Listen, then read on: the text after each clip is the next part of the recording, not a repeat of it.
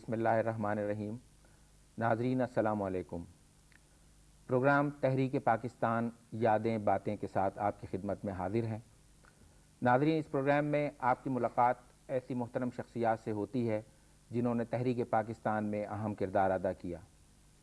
آج ہمارے مہمان کرنل ریٹائرڈ سلطان ظہور اختر صاحب ہیں۔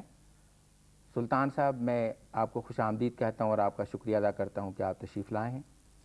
ناظرین، آج ہم کرنل صاحب سے تحریک پاکستان میں ان کے کردار کے بارے میں گفتگو کریں گے۔ سلطان صاحب، سب سے پہلے میں آپ سے گزارش کروں گا کہ آپ ہمارے ناظرین کو یہ بتائیں کہ جس وقت تحریک پاکستان چل رہی تھی تو آپ اس وقت کہاں تھے اور آپ نے کس حیثیت سے اس تحریک میں حصہ لیا؟ خالد صاحب، اس دور میں مسلم یونیورسٹی علی گڑھ کا طالب علم تھا اور مسلم لیگ وہاں جو تھی علی گڑھ اس سے وابستہ تھا۔ تو حضرت قائد اعظم جب وہاں تشریف لاتے تھے علی گڑھ، ان کا آپ کس سال میں وہاں داخل 42 ہوئے؟ سے 47 تک میرا پیریڈ ہے۔ جی۔ تو ہر سال 2 دفعہ کم از کم حضرت قائد اعظم تشریف لاتے تھے، کیونکہ یہ ان کا آرسنل تھا۔ It was the Arsenal of Muslim India. تو مجھے شرف حاصل رہا کہ میں ان کا باڈی گارڈ بھی رہا اور مسلم لیگ سے وابستہ ہوتے ہوئے جو وہاں پہ ان دنوں میں تحریک چل رہی تھی اس کے ساتھ ساتھ میں بھی چل رہا تھا۔ پھر آ کے زیادہ جب زور پکڑ گئی تو الیکشنیں جو آئی ہیں تو حضرت قائد اعظم نے جب کال دی ہے تو سندھ کی الیکشن میں یعنی دسمبر 45 سے آنورڈ، جی آن تو 45 کی الیکشن جو سندھ میں ہوئی ہے قاضی اکبر اور جی ایم سید کی، اس میں بھی میں نے حصہ لیا۔ پھر پنجاب کی جو الیکشنیں تھیں ان میں پنڈی ڈویژن کو میں نے مانیٹر کیا۔ یعنی ڈیلیگیشن کے ساتھ آپ تشریف لائے علی گڑھ سے، بلکہ غالباً آپ نے ہیڈ کیا کسی ڈیلیگیشن اسی کو جو پنڈی ڈویژن کا تھا۔ پنڈی ڈویژن میں ان دنوں میں گجرات، جہلم اور راولپنڈی اور اٹک، جس کو اس وقت کیمل پور کہتے تھے، جی، یہ 4 ضلع یعنی 4 ضلع تھے۔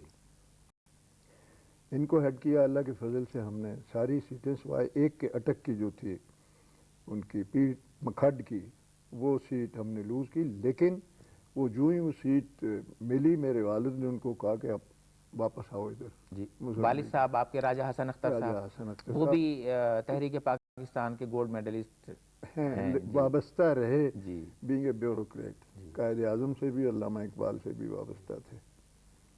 تو اس کے بعد پھر ریفرینڈم آ گیا تو اس میں نے حصہ لیا۔ پھر اس کے بعد پاکستان جب بن گیا تو آزادی کشمیر شروع ہو گئی، تو اس میں as a student again engineering college کا طالب علم ہوتے ہوئے میں نے حصہ لیا۔ اس وقت میں سالار صوبہ تھا نیشنل گارڈز کا۔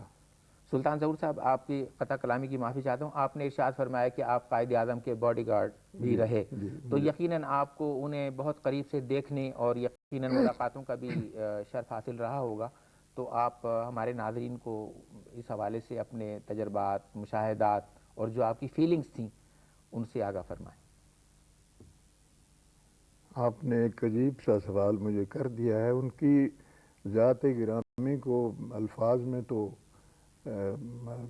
سمویا نہیں جا سکتا۔ بہرحال میں تو یہی کہوں گا، رکے تو چاند چلے تو ہواؤں جیسا تھا، وہ شخص سخت دھوپ میں بھی چھاؤں جیسا تھا۔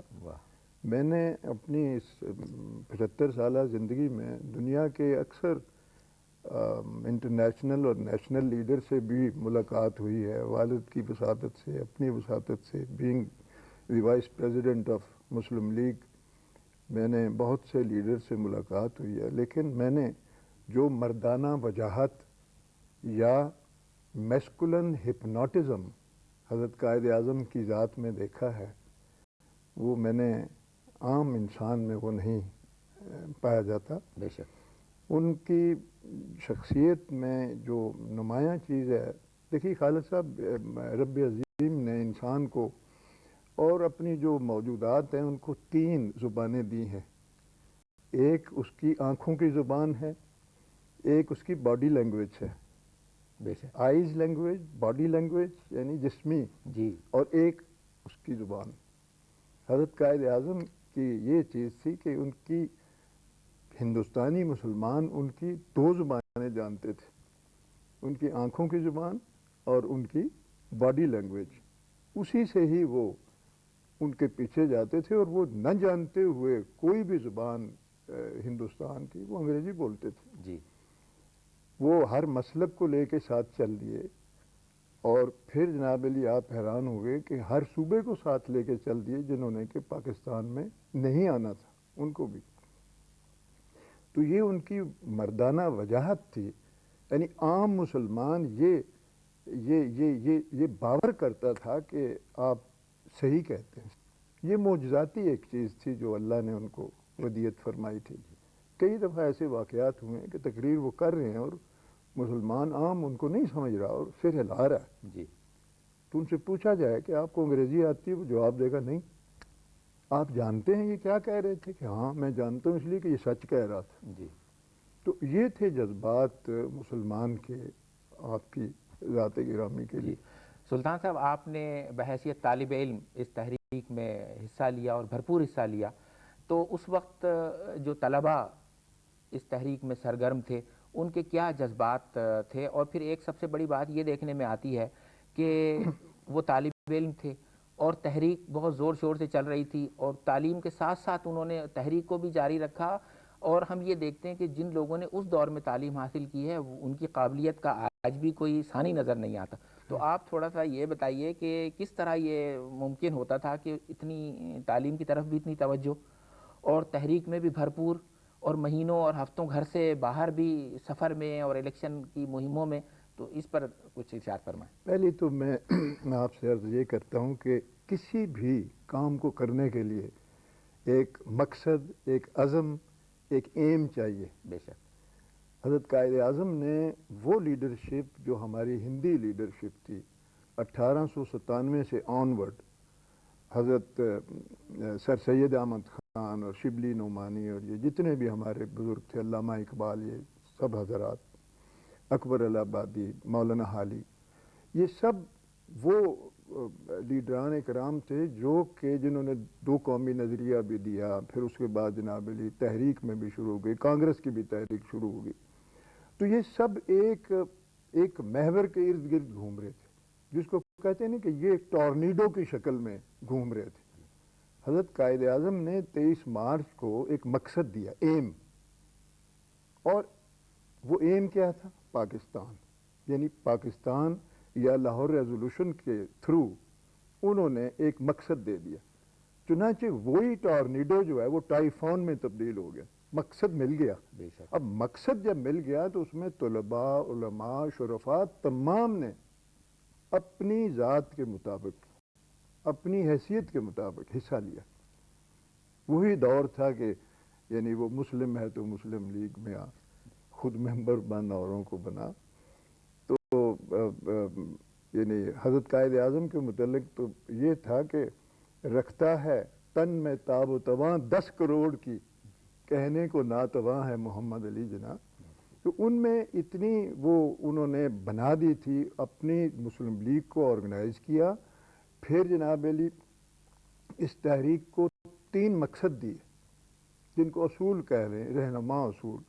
اس ٹائفون کے بننے کے 3 رہنما اصول تھے, فیتھ, یونٹی اور ڈسپلن. فیتھ اپنے لیڈر کے اوپر, اپنے نبی کے اوپر, اپنے دین کے اوپر. بے شک. اور پھر یونٹی امنگسٹ یور سیلف, اپنی صفوں میں اتحاد.